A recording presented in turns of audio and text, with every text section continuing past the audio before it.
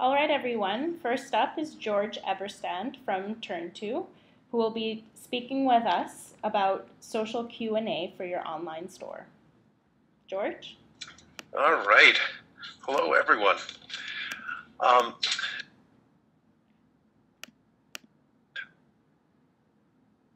Sorry, go ahead. Okay, thanks. Sorry, I was muted there for a moment.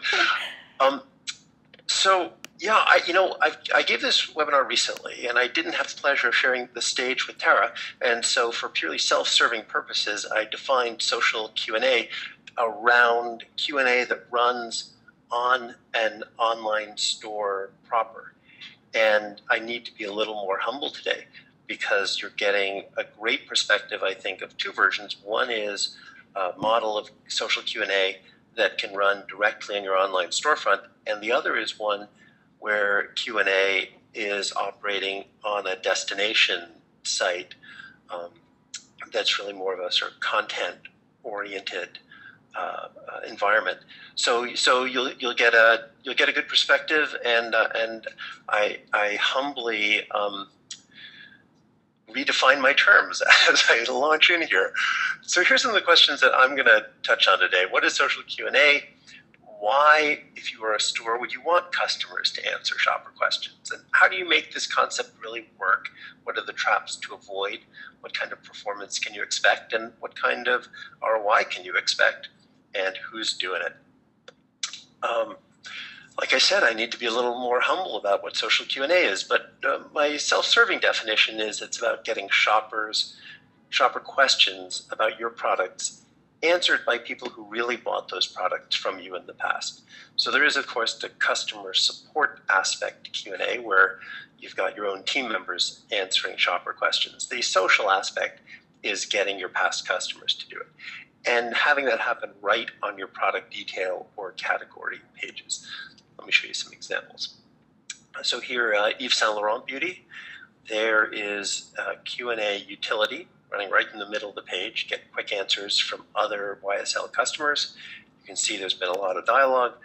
And in this model, if a shopper clicks on the button, up comes a utility. This is, needless to say, one that's provided by TurnTo. You can see at the top a way for a shopper to ask a question. And then below it, dialogue that's already taken place about this item. A shopper asked a question about having pale and red undertones and looking for advice about what shade is best, and got an answer from Nancy. And Tina asked about how to make the concealer come out on the brush and got a whole bunch of different answers. Here's a different example on a camera seller called Adorama Camera here in New York City. The utility is running there. This is pretty typical for the button to go right below or next to the ratings and reviews button. Get fast answers from customers, ask a question, and you can see that these questions have received a lot of answers. And again, if the shopper were to click, they can see at the top a button that lets them ask a question, and then the dialogue that's already happened about the item. Question about making the battery grip work, and that question got 14 answers. And here's in a different environment, a teen fashion site called Go Jane, sort of an online-only version of a wet seal sort of product line. This is an interesting one because for this fashion category, their inventory turn is so fast, they typically sell through in about 5 weeks, and their inventory is even typically broken after 3 weeks. This is one of the few places that doesn't even use customer reviews because they felt that the time it would take to get reviews written, most of their inventory would be out of stock by the time the reviews were coming in. But because Q&A can be a way to get questions answered really fast, and I'll talk about that in a little bit, it actually was, the Q&A is the only strategy that GoJane is using for generating user-generated content on their product detail pages. They don't even have reviews. And again, another model, also running in an overlay.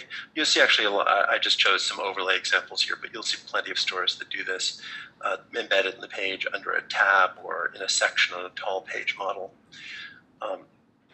So you can see, what color did you get? Did you like it? Is this dress too short for a prom? These are all the kinds of questions that do well to be answered by fellow customers. And I'll talk more about that in a second.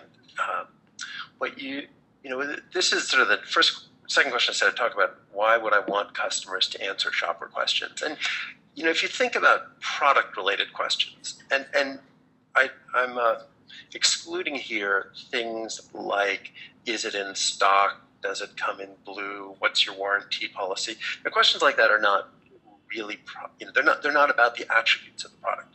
They're about store policies. They're the kinds of things that only the staff can answer.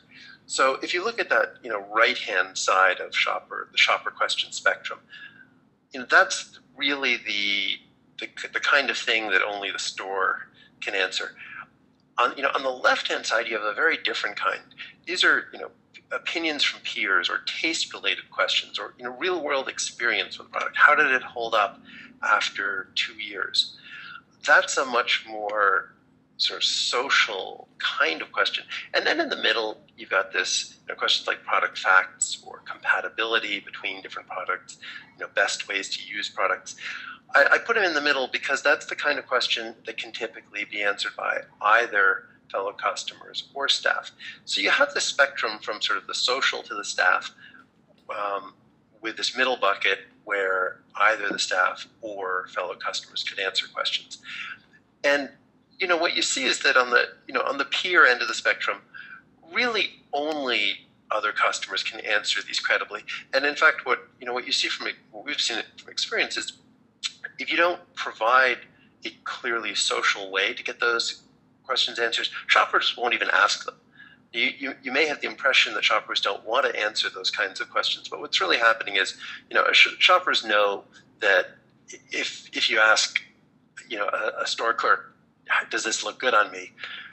The answer is going to be, yeah, it looks good on you. So, you're going to get a more objective opinion from a peer. For that middle category of questions, they could be answered by either, but what you'll see is that the answers from fellow customers often have significant advantage. Fellow customers will typically go beyond the question in providing an answer, not to mention the benefit of reducing staff workload. Now, of course, you do want the store staff to check and make sure that the answers are accurate, sometimes supplement the answers. And that the thing with that right-hand category is your team, your store staff is standing by. It's not really even a Q&A kind of question, at least for an asynchronous model of Q&A. Why would you want to engage in an asynchronous dialogue with your customers when your store staff are standing by and available in real time? You typically want to direct those kinds of questions into a real-time model like a live chat or your phone support or something where your store staff can engage the customer directly and push for a conversion.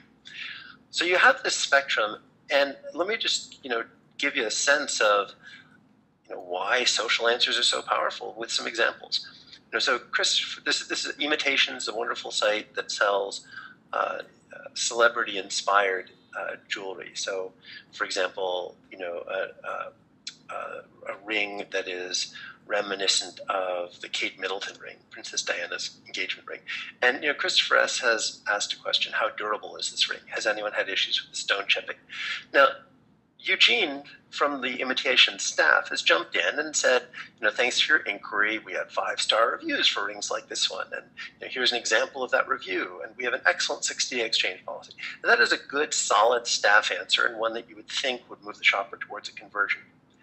But compare that to, the answer from a fellow customer like Deanna P. Christopher, I was just telling someone today how durable the ring was. Most rings will tarnish. This one hasn't done that. Mrs. P says, I'm very satisfied with this ring, no problems, and I wear it quite a lot. So even though, at a technical level, the staff answer and the customer answers are the same, the credibility of those answers from peers just blows away the staff answers. And there's no harm in having Eugene chime in on this, but it's those answers from peers that are really moving Christopher here towards that purchase. Another thing you see is that even in that middle category, fact-related questions, where you'd think a staff answer would be just as good as a customer answer, what you often see is that the customer answers go way beyond what the staff would provide, both in terms of information and sentiment. So here's a question. This is a site called Seattle Coffee Gear. They sell high-end espresso machines for home use. And Dave has asked a question about what size cup fits between the drip tray and the spout on this particular model. And I just went through and highlighted some of the sentiment that came through in all the answers to this question. Actually, this first one is me, because this question came to me because I had bought this espresso machine. And, I chimed in with, by the way, we're incredibly happy with this machine. But I wasn't the only one. Carolyn H., 4 inches is the answer to your question. Hope this helps. I love my machine. Right, Linda R., she's estimating 4.5 inches. At the end, you will love this machine and I highly recommend it. Robin H., this machine is wonderful. Use it now. Barbara M., P.S. I love my Cynthia machine. Vihar, by the way, we love our machine. Nobody asked these people to write this. They just volunteered it. So, that's something you can get from having your customers answer questions, even though, the staff could jump in and say the answer is 4.5 inches. You would miss out on all that. And then, of course, that third category, this is where you want to try and send those questions into other channels. Sprinkler Warehouse here sells do-it-yourself lawn irrigation gear. And they've put in 2 radio buttons there before the question gets asked. If the shopper said this question is about a product, the question would go down the social path. And if the question is about shipping or in-stock or warranty, then the question gets sent down one of these other paths. In fact, if the shopper clicks on the live chat button, it opens the live chat window right on top of this Q&A dialogue so that the store staff can get directly in touch with that shopper and answer questions and drive towards a conversion. So how do I make it work? Question number 3. The key here, the absolute key, is a model that we call active outreach. If you have experience with customer reviews, you know this essential truth, that merely putting customer reviews up on your site is not enough to get people to write customer reviews. You get a tiny trickle. What you need to do is send an email to people 3 weeks after purchase and say, thanks for your purchase. Would you write a review? And that's where your reviews come from. And the exact same thing is true for social Q&A. If you put a question up on a product detail page and hope that people who bought that product in the past will come back, what we call the post and pray approach, you're just going to get the tiniest trickle of answers. Just like with reviews, you have to send that question to people who've bought the product in the past in order to get answers. And then you can get answers at quite a rate. Here's an example of what that email can look like. I mentioned Seattle Coffee Gear. This is the question that I got, that I answered. To help make our store a friendly place to shop, we let shoppers ask our customers questions about the products they bought, because sometimes input from a fellow customer is the most helpful. And you'll see the message reminds me that I bought this product on December 13th, a year and a half ago, so that I understand why I'm getting this. There's the question that Al asked. And all I need to do is click on that button to answer question. And of course, it brings me back to the store to answer the question, which is an added benefit because I might just pick up, a new steamer wand while I'm there. And then once the email integration is the key in both directions. Oh, sorry. So this is what it looks like now. I'm back on the store. I fill in the form. My answer gets sent back to Al. And actually, here's a different example from, I asked this question on a different site. Jamestown Distributor sells do-it-yourself marine supplies. I asked about an epoxy, and William provided an answer. And the answer gets emailed back to me. And of course, the email has a very prominent Buy Now button. So if I hadn't already completed my purchase, these answers that are being sent to me as they come in serve as a reminder about the purchase I was considering and make it easy for me to go back to the store and complete the purchase. Now, I don't want to be too partisan in this, so I took out the names of the people I'm comparing here, but the important part is, our system does use this active outreach model, and not everyone does. This is a study we ran comparing answer rates using the active outreach model to systems that don't. And just quick data on the study. We picked 4 stores that use active outreach through our system, 4 stores in the same categories that use non-active outreach kinds of approaches. On each store, we asked 4 questions, and we asked identical questions about identical items to keep the playing field completely level, except that you'll see that some of the other ones, we asked the questions that are actually much bigger stores than the TurnTo stores. So we stacked the deck a little bit in favor of the other guys, so we wouldn't be accused of stacking the deck for ourselves. And then we tracked very carefully how long it took for the answers to come back. And what you see is that this dramatic difference between the answer rate you get with an active outreach model and without it. So for example, 4 hours after the questions had been asked on the active outreach stores, that 16 questions total had generated 39 social answers, and the other models had produced none. And 24 hours later, the active outreach model had produced 81 social answers, and the other models had yet to produce a single answer. And even 2 weeks later, by which time the active outreach approach had produced 117 answers to those 16 questions. It was only about a half an answer per question using the other models. So you can see it's really dramatic. It is all about the active outreach. Now, that said, enabling this kind of two-way shopper-to-customer dialogue is actually really tricky. If you think about it at a high level, right, what you're doing is putting up an open field on your storefront, letting strangers type anything they want into it, and then emailing that to your real customers.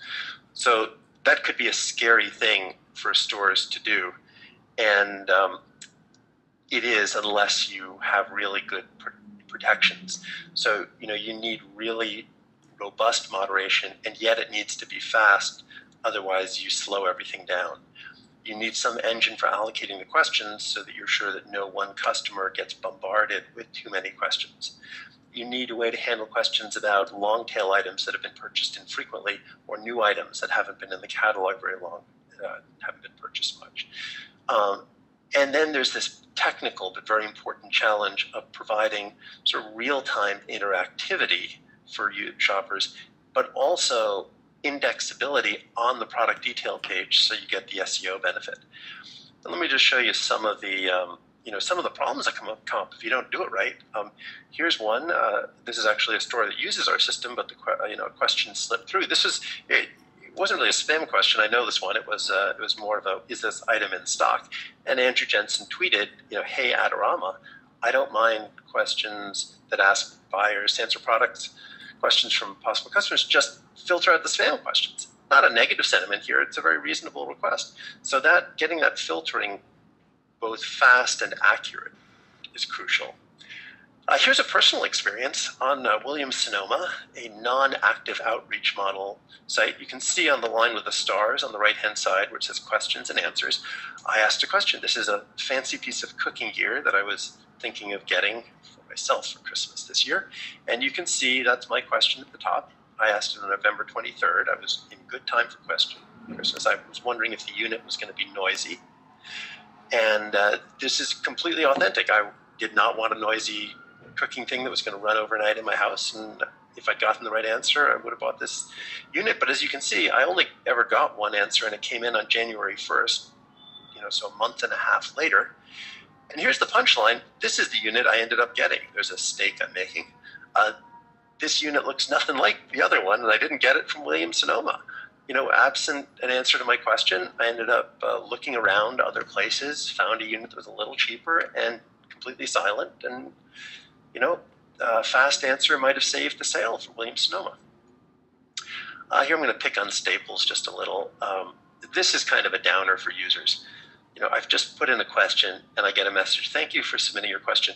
We will process your question. Accepted questions will be posted within 3 to 5 business days. So not only is this not real-time interactive, it's nowhere close. I mean, I'm hey, it's my question, post it. So, this is, I'm checking out now. I'm just assuming I'm not going to get an answer and going about my business in some other way.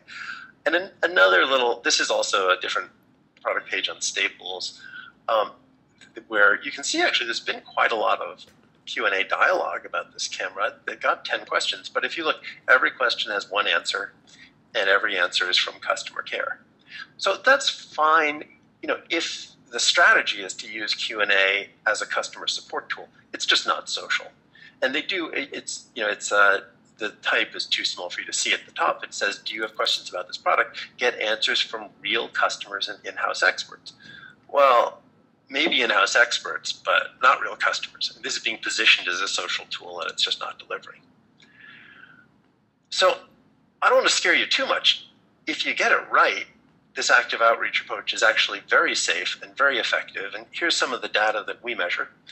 Across the network of stores using our system, that question email gets an 8% average answer rate.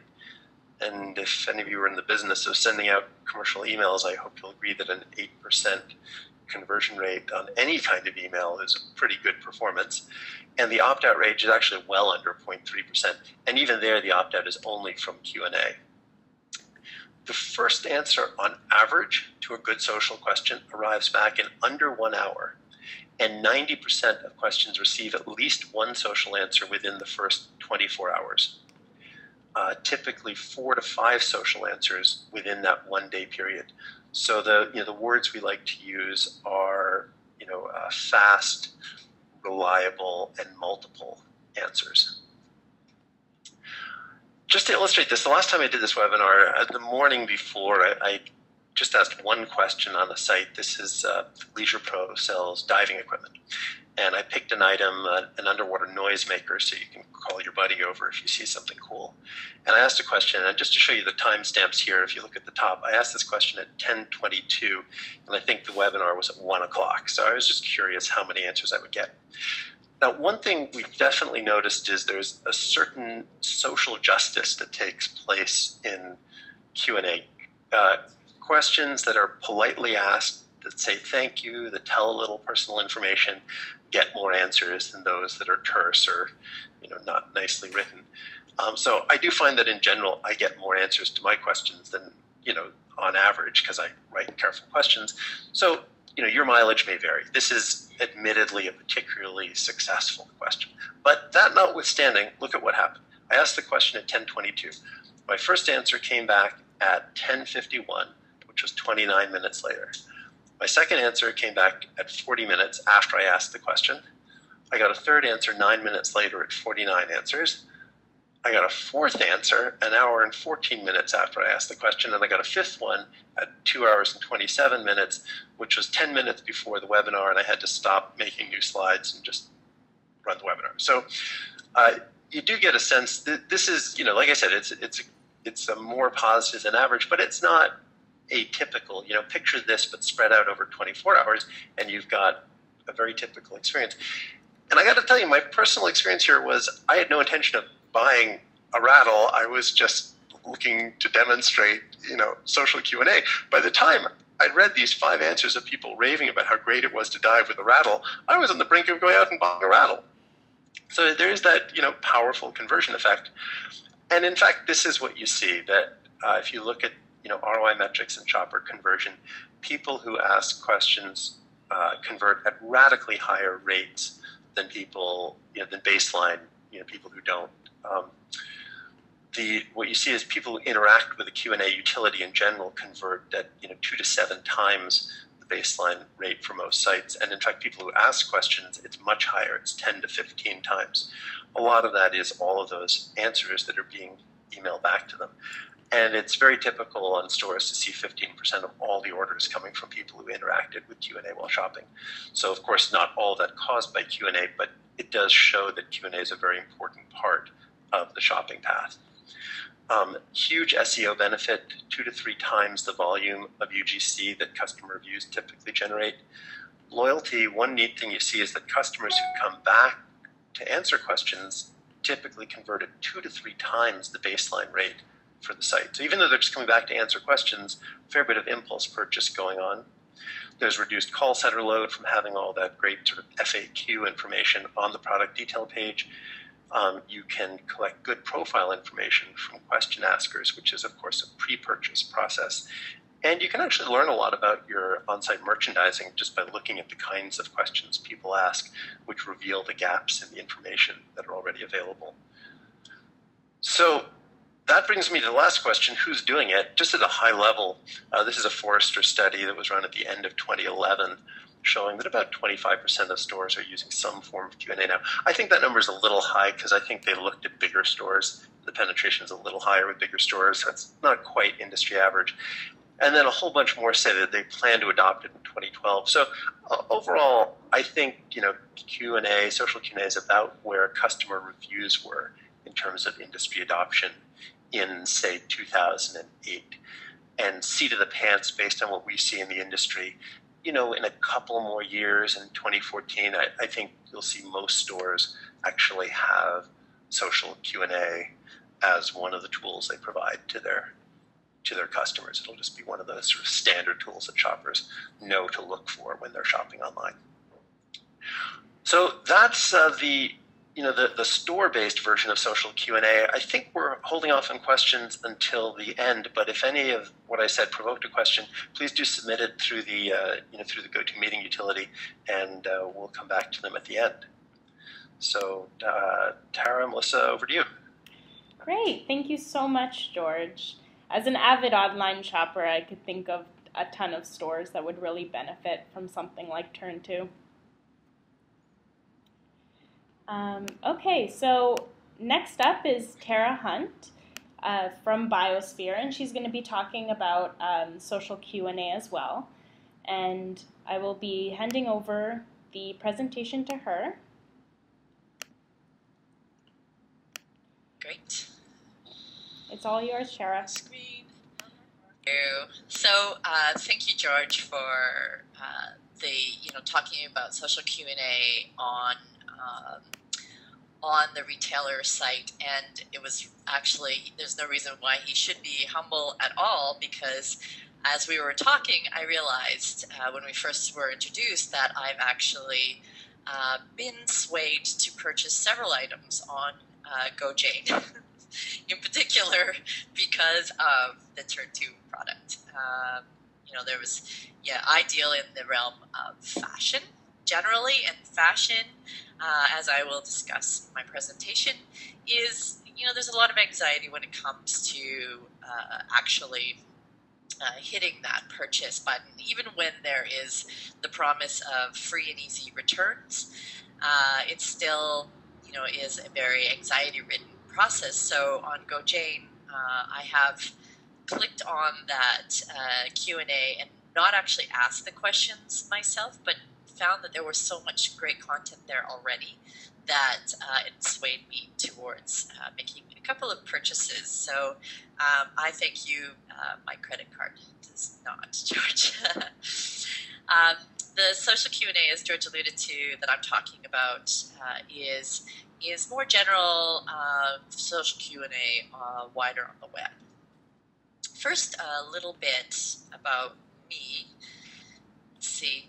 As I sort of talked about in my introduction, when I was talking about George, I am a customer. I've been an online shopper for many, many years. It was the reason that I started Buyosphere in the first place. It's been my torch to carry for many years as a marketer. Is I always think of myself as a customer first. What do I need as a customer? How do I reduce my own anxiety when it comes to shopping?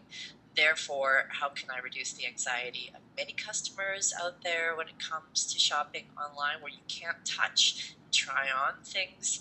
And then, of course, a marketer second. I'm still working in a realm where I do want to help my former clients and now some of my business partners actually reach their target market and increase sales as much as possible.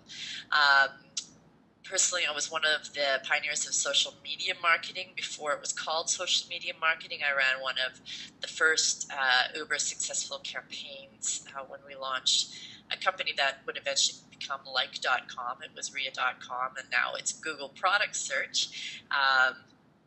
within 6 months of doing purely online community building type techniques, no paid advertising at all, we launched to over 1 million photos uploaded overnight, 20,000 registered users, and within the next 3 months had over 10 million photos on the platform.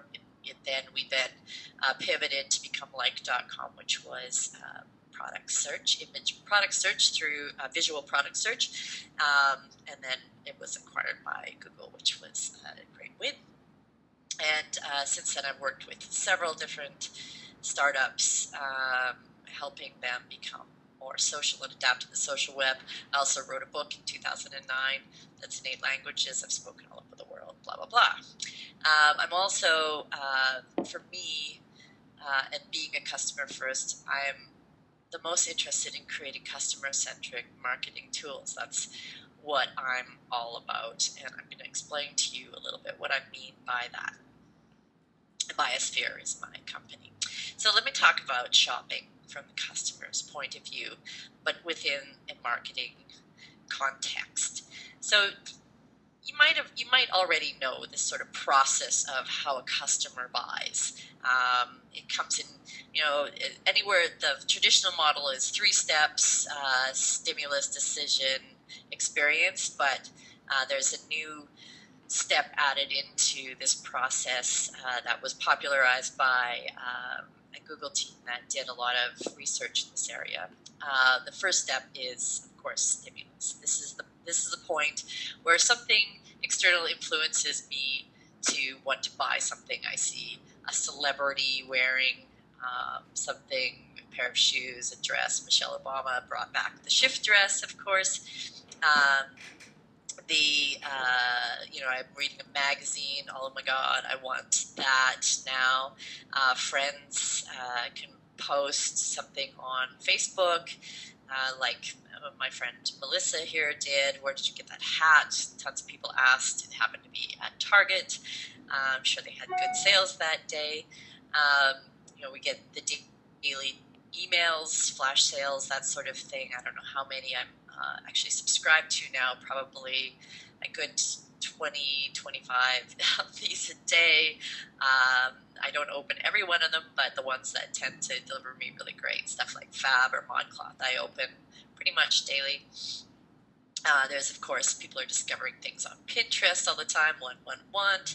There's sales. And then there's, of course, a lot of traditional marketing that's still really relevant. People are still seeing billboards and magazine and television ads and hearing radio ads and seeing product placement in movies, and all of a sudden they want to buy something. So now, as a customer, I want to buy something. And this is the point at which this new idea that Google brought out, which is called the 0 moment of truth, where a customer will go to start to do their research on where to buy that particular thing. They did a study. If you have if you can write this down, there's a really great white paper that they published for free in May 2011 called ZMOT. And the 0 moment of truth. If you get a chance, download that and take a look at it. It's really interesting. And one of the questions that they asked is, when you're considering purchasing X product, what sources of information did you seek out to help with your decision?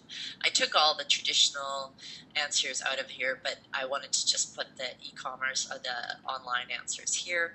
Searched on a search engine is 50% of people go to most likely Google and search there. That's why a Google product search is making all sorts of big changes that are affecting retailers now, where they're actually, you have to pay to be on that product search now. People talked with friends and family. Word of mouth is still really huge. There's comparison, actually going to various different brand websites, looking a little bit deeper, reading product reviews online. Now these people, they don't do one of these things usually. They actually use average of 10.7 different sources in their decision-making process, conducting online research. Even for mascara and cough syrup and smaller purchases. So you would expect for maybe washer and dryer, you would do this sort of research, but people are doing this research for all sorts of products. And why are they doing this? Because they want to feel more secure in their purchase decision. And it's not really about, oh, do I trust this store with my credit card anymore? It's, do I really want the hassle of having to return this? Will I return this? That sort of thing. So there is a lot of research that each customer goes through before they make a purchase, which bounces them around, of course. Now, the step 3 is the decision. This is getting the customer to check out, and this is really what George was focusing on in his presentation, and I think is a really, really important part of the buying process. We want to hear from our peers. We want to hear from the store, from the professionals that are behind the store, to make sure that we're cool with them, that they're going to be there for us, and that we get all of our questions answered.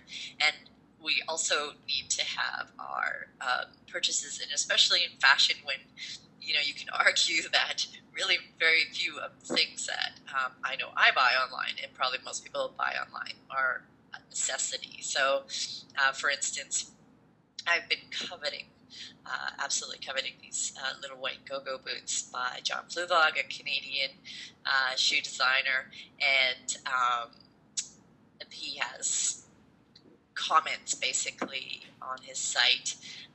Now, Fluvog is a brand that engenders all sorts of love from their customers, and this particular customer told the story of the discovery of these boots right there in that moment. Even though the boots are above my bootstrap startup budget, I can justify buying the boots, because if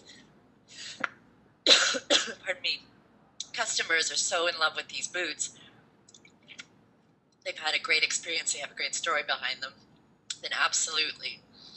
Whereas I was looking for a peplum dress, once again, I had encountered a stimulus. I think I had saw a peplum dress in a magazine, and I thought, oh, I want one really badly. Researched around, looked at ModCloth, who I love and who actually engenders a lot of fan love as well, and looked at the comments here, and they actually do a really nice job of their comments. They probably do many review responses through email post-purchase, where they ask, I know they do because I've received them because I've bought from ModCloth, but they ask you for, how do you rate the fit, the length, the quality. They even ask you sometimes for your measurement, size, like whether you're a pear shape, hourglass, whatever shape that you are, so that other shoppers can actually see if they match your body type.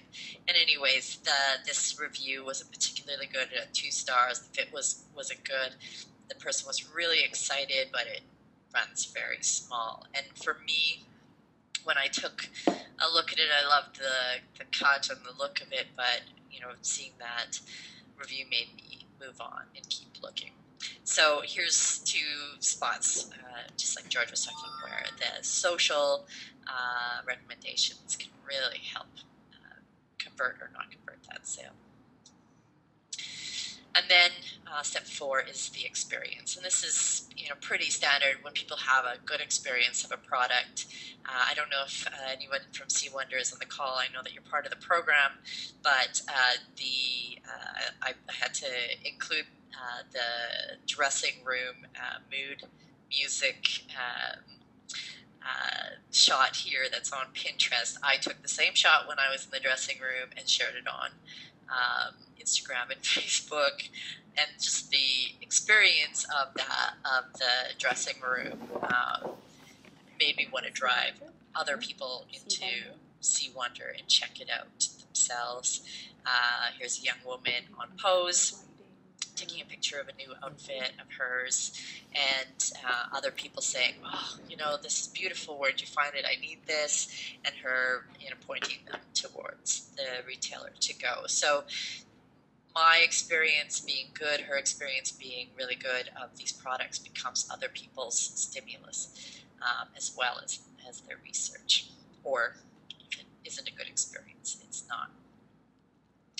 So marketing at each stage is different to how you basically on-ramp a customer. So at the stimulus stage, this is a very wide net that you're casting. You're investing in advertising, some social media reach, traditional advertising, email marketing, public relations. You are hoping to get your product in front of as many people as you can, so at least a few of them will actually feel like, hey, this is something I want. The zero moment of truth is where Buyosphere really plays a big role, as well as Google AdWords. You want to appear at the point of research when somebody's starting to search around and look around, and really try to find what are the different options out there. It's a more targeted approach of only getting in front of a customer who's looking for you or a product type that you would actually find. Once you get them to your site, the decision is, this is where TurnTo definitely comes in. Is affected by customer service. Packaging and design still really matters, so your website design. There was just a recent study where the number one issue for people with shopping cart abandonment was like too many steps to checking out. That in itself is a big turnoff. On-site Q&A, secure payments, and this is all about easing people's decision and taking away their anxiety to purchase. And then, of course, when they experience the product, ways that you can help get them to share their experience, as well as TurnTo comes back into play here. You can make them even more proud of their experience by helping others with it. There's also social media, user reviews, word of mouth. A great experience with the product and company is the best way to find new customers, if that customer will sing your praises. So your marketing funnel looks like this, where you have your less control to more control all the way down. You have the biggest amount, this biggest, widest net cast on the stimulus line all the way down to experience, and those experiences turn into somebody else's stimuli. It also costs more money the wider the net you cast. Buyosphere also works. I'll talk a little bit about that at the point of stimulus, as well as the zero moment of truth. But I put Buyosphere and TurnTo and how we can actually work together. Maybe I'll actually get some conversation going with George. But Q&A affects each level of this. So let me tell you a little bit about how it affects the level of this. But this article came out this morning on retail online integration, where they're talking about the age of the buyer's marketplace. And if you haven't had a chance to read it, I'll send this link again, as well as the link to the Google study to Melissa and crew to distribute to you. But I love this, and I think it's so true. Welcome to the age where consumers make their intentions known by posting what they want instead of what they're selling, where sellers go to the buyer instead of the other way around, and where trust is paramount. Welcome to the age of the buyer's marketplace. So how are we creating the buyer's marketplace? So here's Buyosphere. It looks different than what you see online. I'm giving you actually a sneak peek of our new design that will be coming out in the next few weeks, which I'm really excited about. It's very editorial focused. We have, the new byline, fashion suggestions from real people. And there is two main components of the site where people, regular everyday people, interact.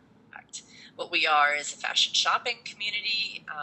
People can get help from fellow community members, stylists, and emerging designers in the fashion advice section, as well as we have fashion editorial, which are collaborative style guides that are created by stylists and bloggers. Now, this is all user-generated content with the opportunity then for designers and brands to participate in the creation of the style guides, as well as answering the Q&A, and I'll talk a little bit about that. So in the two ways that people interact, the first example is a style guide. These are invite only. They're created by style editors. We have 32 style editors that we're launching with, and they come from backgrounds of they're actually professional stylists, they're well-known fashion bloggers, and some of them are actually journalists, freelance journalists who have produced articles in fashion magazines already, and they create a guide. It can be collaborative or it can be solo around a certain topic, and it can be everything from these are at jewelry with a cause. You buy these accessories and money goes to a cause. Best wedges for summer, fall, the cutest fall coats, that sort of thing. You can create a style guide based on a trend, based on something that you've noticed, or even just creating a look. You create an entire guide that demystifies fashion, and the idea behind the guides is people are encouraged, the style editors are encouraged to use products that aren't commonly found, that you're not necessarily going to already know about because you've seen them in the magazines, or you've stumbled across them on Pinterest, or you've been searching through the regular go-to places. So really unique, up-and-coming emerging brands. And the second is the question, and anybody can ask a question. We already have thousands and thousands of questions on the platform in all sorts of fashion categories, where people have asked like everything from, I saw Jessica Alba wearing this jacket, where can I find it, all the way to I want to find something really unique to wear to this wedding, all the way to these were my favorite jeans and they no longer make them. Anybody know where to find something that fits similarly? And these are only questions that that human beings can answer. They're only questions that, they're the type of questions that you can't get answered through search engines, but we also want to help people out with who want to ask general search engine type questions but want to uncover treasures online. So, if Samantha McPeterson is looking for the cutest wedge sandals this season, the idea is the wedge sandals that are presented to her are not ones that you can find by just going to Google product search or shop style or to your standby retailers that you already know about, that you're going to discover some pretty cool new wedges that are in your price category. And how do we do this? Well, one of the ways that we do it is anybody who asks a question creates a style guide or gets recommended different retailers, designers, has filled out what we have researched and created, which is my style. Women have 20 different style profiles they can choose from. You can choose all 20. You can choose 5, 4, 1. Men have 18 different. A lot of research went in behind this. And then those style profiles also, when brands and vendors join Buyosphere, they assign their style profiles. Brands and vendors get a limited number of style profiles that they can choose, because we want to make sure we match things pretty precisely, and we can filter those brands and vendors and recommend those to the people who match their style profile.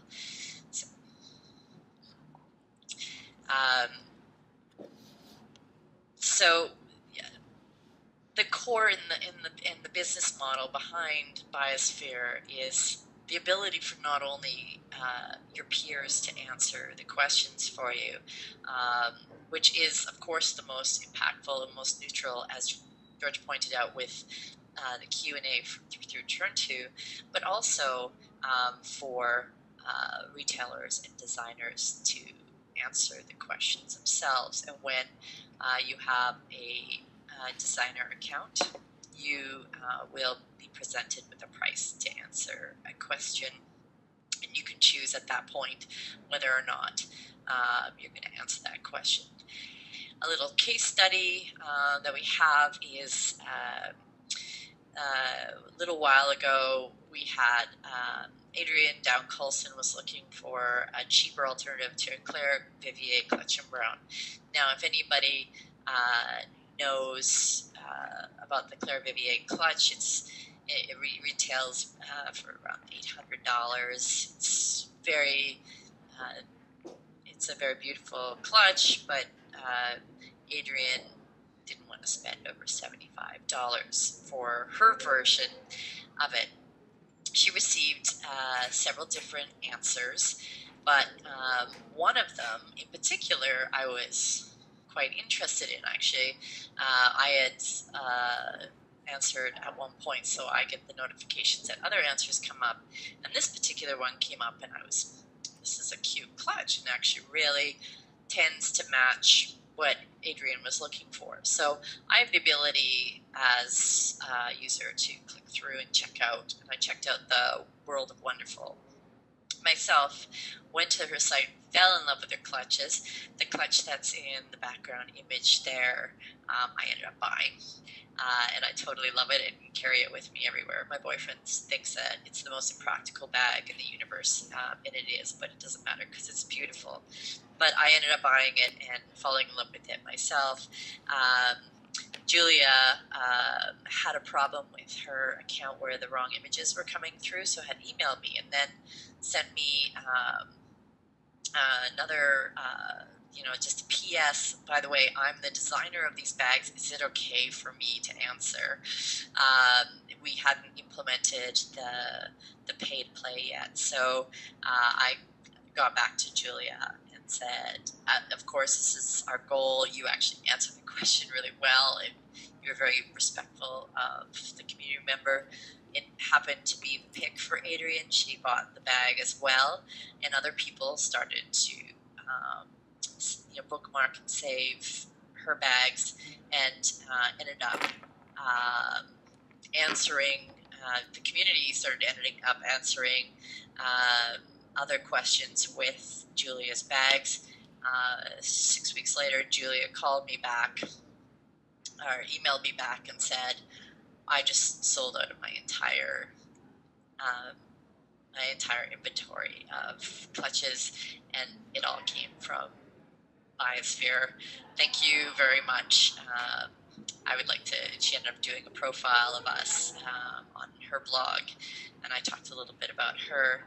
But what was so amazing about being able to discover Julia, and the story goes on where she was able to make enough money to put out a whole new line, and now she's actually moving to Canada to open up shop here from Romania. She wouldn't have been discovered. She could have pinned her bags till the cows came home, but it would have been hard for her without any connections to climb the ranks and find her bags way into people's hands. And Buyosphere made it possible for her to grow her business because she went to the consumer instead of the other way around. And no traditional search. If I was looking for, if I was like Adrian and I went to Google or I went to ShopStyle and I asked for a cheaper alternative to a Claire Vivier clutch in brown, there would be no way that Julia's designs would have ever come up.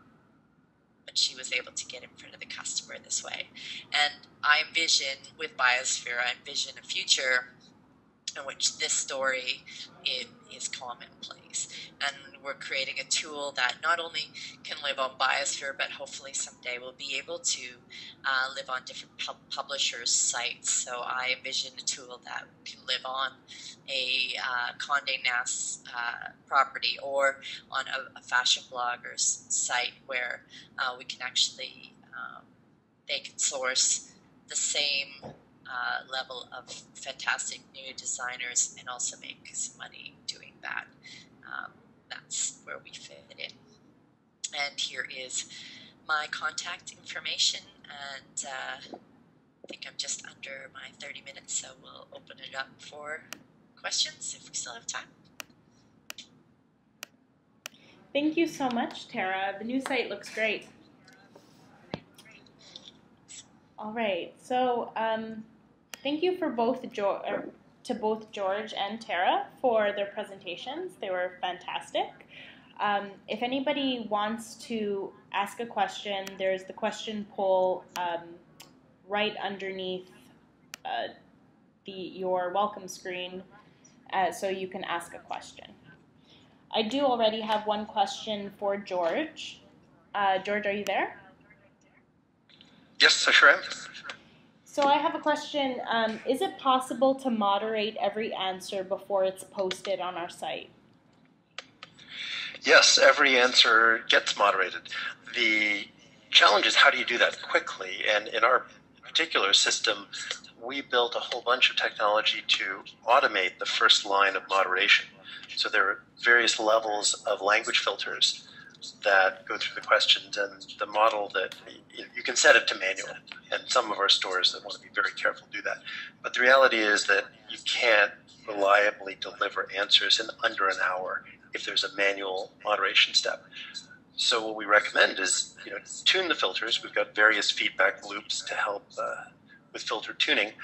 And when you've got them just right, what you find is that 90% of the questions that are appropriate to go out will get sent out automatically, and that'll happen virtually. Killing off the inappropriate questions is relatively easy to do. The hardest thing is to distinguish between questions that really need to go to the staff and questions that past customers can answer, like, is this in stock? Does it come in blue? You don't want to send those to your past customers because they can't answer it and it'll just annoy them. And so we've actually built separate levels of filtering for inappropriate questions versus questions that really should go down the staff path and route them in that direction. But you absolutely want to make sure that the automated filters or a human moderator looks at every question, because it's going to be emailed to your loyal customers. Oh, okay. Sounds good. And I do have one question for Tara as well. Other than answering customer questions, how do retailers engage with Buyosphere?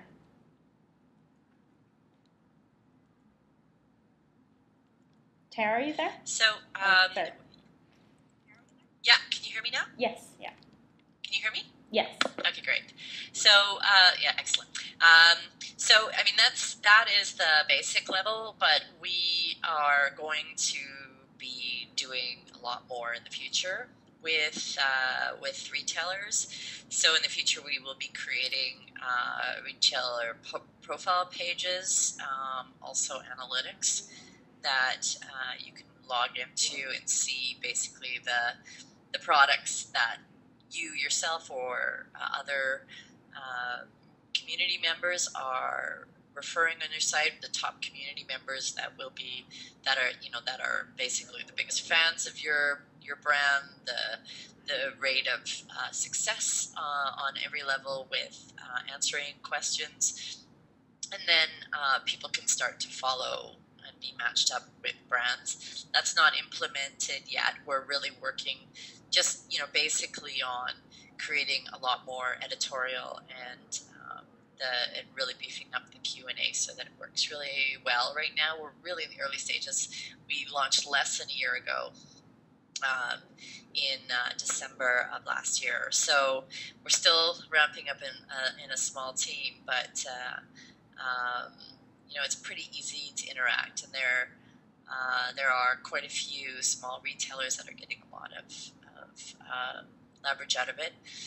We're also going to be testing sponsored style guides, which will be fairly easy in the near future. So once we get the new site up, the guides that are like the trends or recreate this look, we're going to be looking at retail partners to create some of that content and be featured as well. So you can take your fall line or your Christmas collection or whatever and put together an outfit or a couple of outfits and promote it to our membership. Great. Sounds good. All right. Thank you so much, George and Tara. And these slides and the webinar will be featured on the InSpark blog as well.